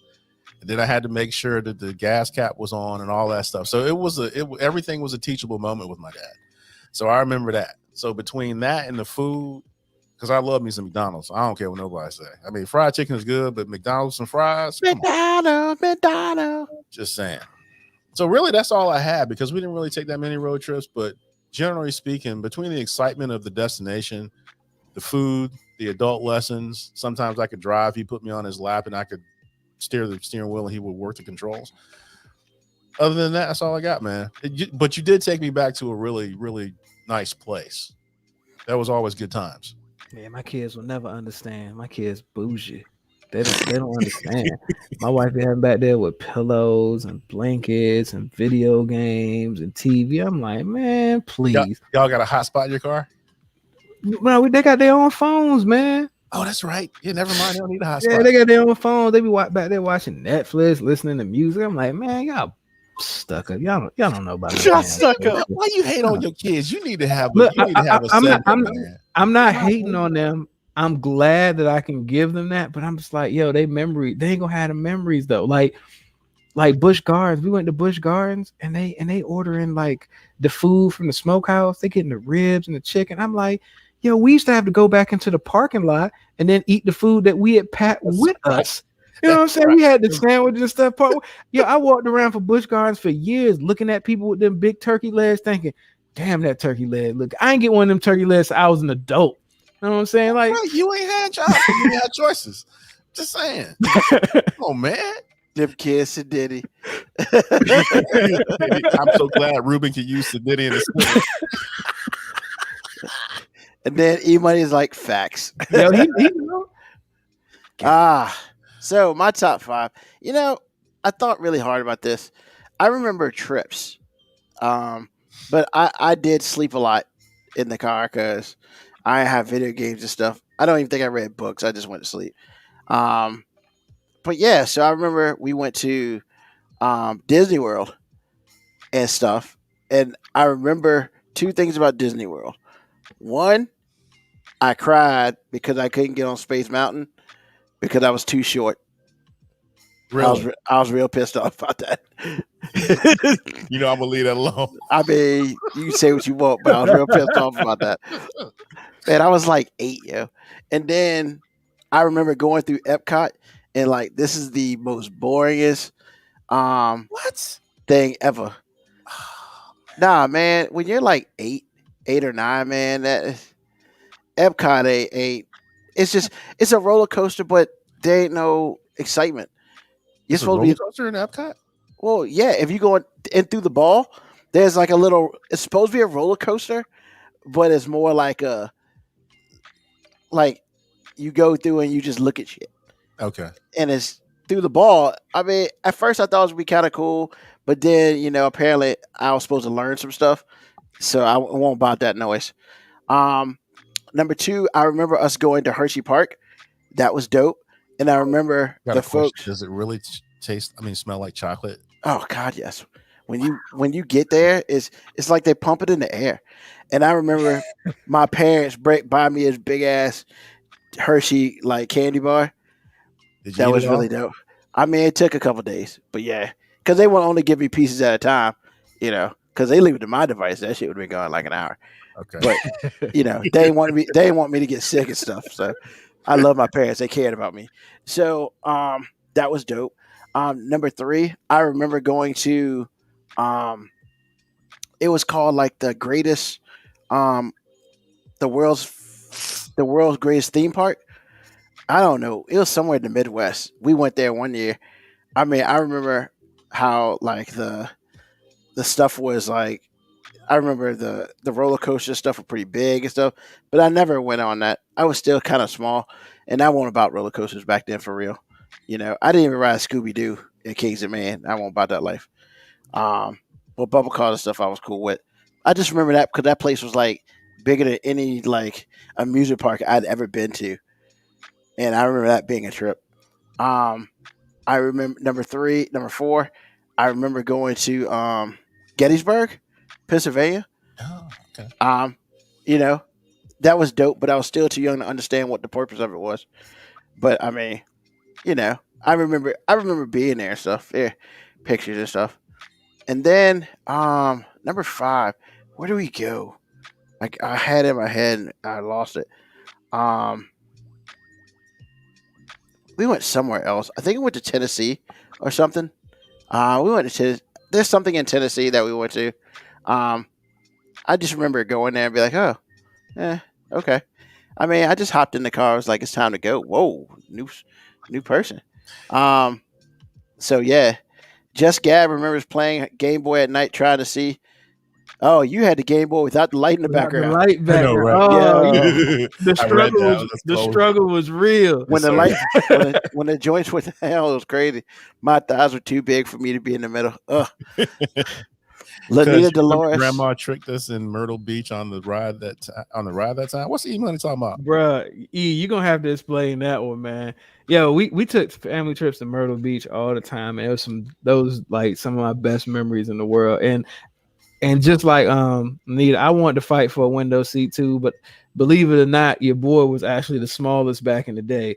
So I used to have to be in the middle all the time. Ain't nothing worse than being in the middle, man. That is the worst. Yeah, that's the worst. Middle of the back seat, that is the worst. And Just Gab always fought for the back row. I mean, hey, You gotta do what you gotta do. Man, I just feel so privileged right now. It must I'd, feel like I'd have rather been in the like, trunk sometimes than being in the middle, man. this is what white privilege must feel like, because I don't have none of those experiences. I always had all the back seat. I had both windows. I was an only child, so it didn't matter. Hey, see, that's the funny thing, AG. Technically, I was the only child too. Except But I, with your brothers. I was just never on a trip by myself. Oh, okay. You did a lot of fighting for an only child. I was like, dang, I keep forgetting that you don't. I mean, you have a brother, but I understand what you mean. So it's just like, why are you doing all this fighting? Okay, I was like, I had he was with me almost every trip, man. But yeah. And yeah, KB Yako, the middle seat only had the lap seat belt. So like if you went flying, cut in half. I mean, you're cut in half, or your waist is in pain. All right, let's be real. Nah, you actually would have got clotheslined by your mama or somebody, because every time they hit on brakes, they threw that arm out there. Yeah. I think I probably beat my wife up a couple times doing that. Had to stop real fast, and my arm wings out there, hit her in the throat. Oh man, I abuse my wife all the time, y'all. I'm so sorry. Please stop saying that. I'm just, all right. so AG, man, what else is on your mind today, bro? Man, I've been watching this thing on HBO about the QAnon thing. If you don't know what it is, just Google it. But it's really strange for me to. Sometimes I don't want to follow the law the way I should. Sometimes I don't want to execute the Constitution the way I should and be fair with it. Because when you see people in a cesspool of hate in which they want to be, and they have places where they can go and say and do anything they want to do, it's bothersome to me. But there is something that happened, and most of us know when they had a mass shooting in New Zealand. I think it was either a synagogue or a mosque, one of the two. I can't remember. But the guy killed 40 people, and he live streamed it on like multiple platforms. And I heard mainstream talk about it, and you hear about it, you hear, people say how bad it was and all that, and you have you're kind of in a vacuum, you're in a bubble when you hear that. And the reason I say that is because on the other side of it, when you hear the people on some of these forums on the darkest corners of the internet that are allowed to say anything they want to say and support anything that they want to support, when you hear people responding to this dude as he's talking about it days or weeks before, and then you think that most of these people are going to back off when it actually happens. But what I saw was a lot of the bigger percentage of these people in these places cheering this dude on after they figure out that it's real. Because a lot of people, when you watch the video, you don't really think it's going to happen, but that's exactly what happened. So at the moment he fires the first shot, people are like cheering. And then a couple, a day, moments after it happened, after it was over, and a couple of days, 3 or 4 days after the fact, people are worshiping this dude or just lauding this dude for what he did. And so, the Jewish community, the Islamic community was upset, obviously. And there was an ACLU lawyer that, because they wanted, the people that were upset wanted all this hate speech to stop. His take on it was, I can't do that because they're allowed to exist. They're allowed to say what they want to say. Based on the First Amendment, they are allowed to say what they want to say. And in that moment, I was duplicitous in this, because I'm sitting here knowing you can't say this stuff because of what just happened. But when I really back up 2 or 3 more steps, it's like those people are allowed to exist. They can say everything they want to say. We talked about this earlier a few times, actually. You can exist. You can do these things. Now, there's going to be some smoke sometimes. And that's the response. But I can't stop you from saying whatever it is that you want to say. And that's the part that I don't like, but I still have to abide by that. But there's some evil out there, folks. And I know I've said some things on this show that people kind of like maybe want to put in the category of hyperbole. But there's some people out there that hate you for what you're doing, for how you look, for what color your skin is. And they're just looking for an opportunity or they're looking for somebody to be a tool of destruction. So those two things, that's what's on my mind. The biggest thing is I have to understand that the First Amendment goes both ways. The second thing is there is real evil in the world, and a lot of it is in places where we would never go. But you have to just you ain't got to go there to see it, but just understand that it's there. So that's what's on my mind. All right. Appreciate it, sir. Appreciate it. Bo B, what's on your mind, man? Well, I'm trying to get that North Carolina statistic off of my mind currently. I'm trying to get that off of my mind. And I do remember what E-Money was talking about. She tricked us into getting on this ride. We thought it was just like a Ferris wheel, like it was just going to go around in circles. And then that jump started to elevate. And I think I've mentally blocked that out of my, I think I've mentally blocked it out. You know what I'm saying? Like I was in a bad place at that time. Like I didn't do well with up and down motions. I still don't. Like I'm not a really huge fan of roller coasters. I get on them, but it ain't really my thing. So yeah, I probably had blocked that out, man. Until E-Money said, I almost wish he wouldn't have brought it up. Cause I mean, look, I've reacted to my friend almost dying in front of me real casually, like nothing happened. But you put me on something that's gonna instantly drop right away, man. I start pitching a bitch quick on you. Like I don't like going up and down fast. Like. Interesting statement. I pay money to see that, man. I would pay money to see that. I mean, no, I don't really react too harshly, but like you can see it in the face where it's just like, nah, bro, like this ain't what I do. I like my feet on the ground. I feel you. My wife wanted me to go up. There's this ride at Busch Gardens that just goes up and up and up and up. You can probably see Hampton from there. Nah, I'm good. And then it just drops like really fast. I can't do it, man. I did the punk ride. The punk ride in Christmas time, it goes down real slow. So, but when it does it the regular way, it takes you up real fast and you don't know when it's coming, and it just drops you down like 30 or 40 feet, and it's like, oh my God, I can't do it. So I'm gonna move on that. I'm gonna for real. As I tell people who try to tell me how roller coasters are cool, look, I've been shot at before. I got all the adrenaline rushes I need in my life. I don't need them type of adrenaline rushes no more. I'm good. How can you take a light moment and make it so sobering, man? I've been shot at before. Hey, man, just gotta wait for the other shoe to drop, man. Oh my God. I mean, the first roller coaster I ever got on, my cousin tricked me. Not Eve, but I had another cousin. It was the Anaconda. That's not the first roller coaster you're supposed to ride. It's just not the first roller coaster you're supposed to ride. He was like, "Oh, it ain't that bad." He's like, "Man, this is the punk roller coaster." Okay, whatever. Bruh. Called Anaconda. Yeah, we started going up, and I looked at him. I'm like, I looked over at Alex. I'm like, bro, what are you doing? Why are we still going up? And then like, you know, it just, I think I zoned out. Like I don't even really remember falling. I was just like, man, I remember wanting to fight him the whole way up though, because as we kept going up, so did my temper. I was just like, bro, if I wasn't so afraid that I fall out this thing, if I tried to hit you right now. But that's what I get for having older cousins, you know what I'm saying? I was like 9. I was barely tall enough to get on it. Wow. But I mean, that's what older cousins and brothers do. They torture you. He's being a punk. I see that dude. If I see that dude now, I might smack him. Just thinking about that. Wow. Well, all right.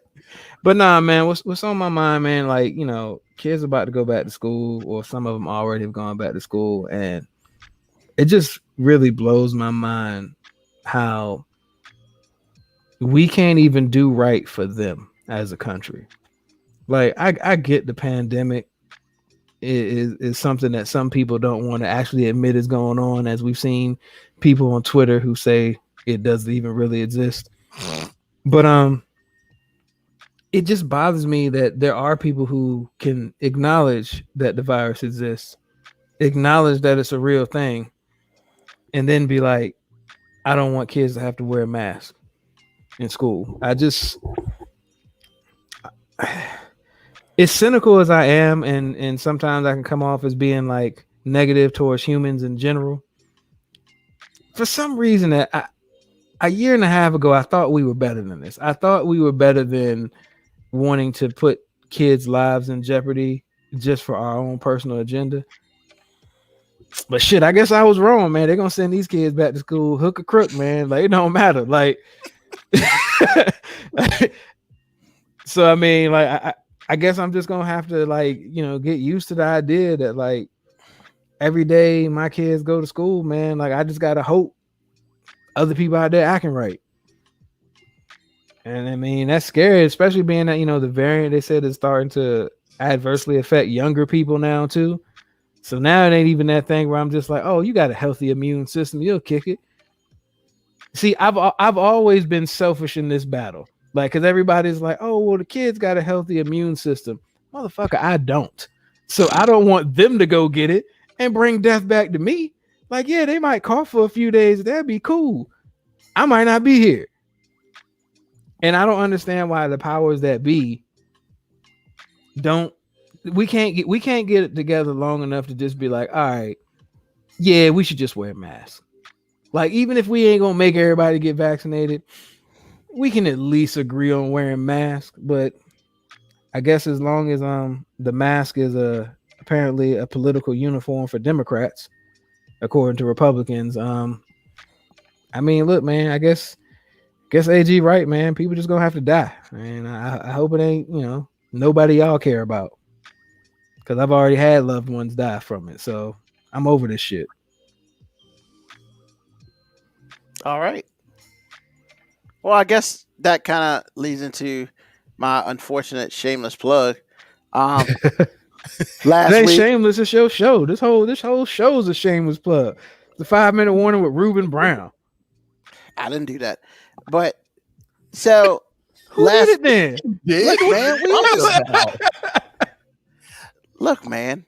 Just so last Wednesday had a show about my battle with COVID-19. It is up. If you check us out on YouTube, on Twitch, you should be able to pull it up from there. It should be up. Or if you are attached to the actual podcast, it's there now. Feel free to listen to it. It talks about what I went through when I got COVID-19 and stuff like that, and how it affected me negatively, and things as such. So if you're interested, just maybe you don't know anybody who had COVID, you know me. So I talk about my story, interviewed by Marcus J. Aveno has to have with Marcus J. So feel free to take a listen to it. I think it's pretty enlightening. But as far as what's on my mind, it's really hard for me to sit here and ignore the craziness that's going on in our world. And it's either COVID-19 this. Well, it's not real. Okay, tell those 500,000 people who passed away from it. It's all about other things like human trafficking. Human trafficking is a thing, but once again, just because human trafficking is a thing, that doesn't mean COVID is fake. I'm just to the point where I want to truly, honestly sit here and say, yo, man, just get the damn vaccine. Like, it's not going to keep you from getting COVID, but, it'll keep you from being in the hospital for it. 4 days in the hospital, $30,000 hospital bill. Yeah, I know a little something about that. So, if you don't do it for yourself, do it for your loved ones, do it for the people you hang out with. Look, man, you go sit here and give me a reason. If the only reason is I don't really want to do it, I really can't mess with you too much. Now, I get it. Some people are like, well, it's not kosher enough. Okay. Some people are like, I can't get it because, immune compromised. Okay. But, this whole thing was like, well, I don't have enough information. That's kind of a you problem because all that shit's out there. Well, I don't know what it's going to do to me. Guess what? I didn't know what it was going to do to me either. But I'm still here. At this point in time, I haven't grown a tail out my ass, so I think I'm going to be okay. Now, if it happens in a year, I'll let you know, but it hasn't yet. So, that sort of thing. If I grow a third eye, I mean, that'd be cool for parties, but not looking forward to it. It's just one of those things where with this Delta variant running around, the reason why this stuff changes is because we still have people who are not vaccinated. And so it just changes and gets worse and gets worse because that's what it does. Viruses want to survive, so they adapt. Exactly. So when you have half the country still not vaccinated, then guess what? You're going to have Georgia closing down schools. You're going to have people in California fighting. You're going to have kids catching COVID at the age of 10 on some shit that's not their fault. Like there's one commercial that says, hey, I'm just a kid. Why don't you figure it out? Yeah. How about that? How about we figure it out as adults? Look, when it's all said and done, everybody believes what they believe. And I understand. I'm not going to sit here and make you take it. But you know who's going to make you take it? Your job's going to make you take it. And then you're going to be just like those 100-some people in Houston who lost their jobs a couple months ago because they didn't want to take it. And the hospital said, you either take it or you're done. And they didn't think they'd pull the trigger. Guess what? Ask them about their job now. And some of them still haven't taken it. Look, do what you got to do for you. If you don't want to take it, at least mask up everywhere where you go. I mean, don't run around here pretending that, hey, I ain't vaccinated, but I'm acting like I'm vaccinated. Woo! God-given right? No. The rights have been given to you by this thing called, the Declaration of Independence and the Bill of Rights. God didn't give you this right. Let's be done with that. Now, if you choose that you don't want to do that, there are a whole bunch of other countries you can go to that might like you, except Canada, because they're not allowing us in. And that Canada got their own issues. So, all I'm saying is, be smart, care, and you know what? When it's all said and done, if you wanted somebody to save you, would you let them? And somebody wants you to save them. So are you going to do it? And that's all I got. So once again, I'd like to thank everybody for listening today. Thank you for all the people who hit us on the board. Definitely check us out on the website, www.5minutewarning.com. Also, look down below. You see our email. You see our Twitter handle, our Instagram handle, our Twitch handle. And yes, I haven't added it yet, but we are on TikTok at 5 Minute Warning straight. All words. So definitely hit us up. Thank you to AG. Thank you to Mo B. Appreciate you. Next Sunday, 9 p.m., we'll be back with a brand new episode. Tell a friend, tell somebody else, because when it's all said and done, hey man, we're here to entertain and to let you know how we feel. So once again, for Mo B, for AG, we out. Y'all have a great week, and we will see you next week. You can send any questions or comments to FIVE Minute Warning 19 at gmail.com. The 5 Minute Warning can now be heard on Spotify, Apple Podcast, Breaker, Google Podcast, and Radio Public. Share, like, subscribe.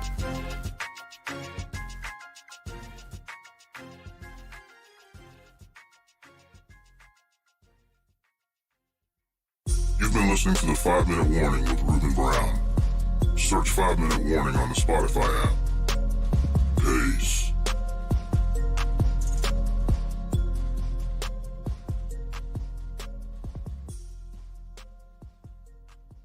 Stay safe out there.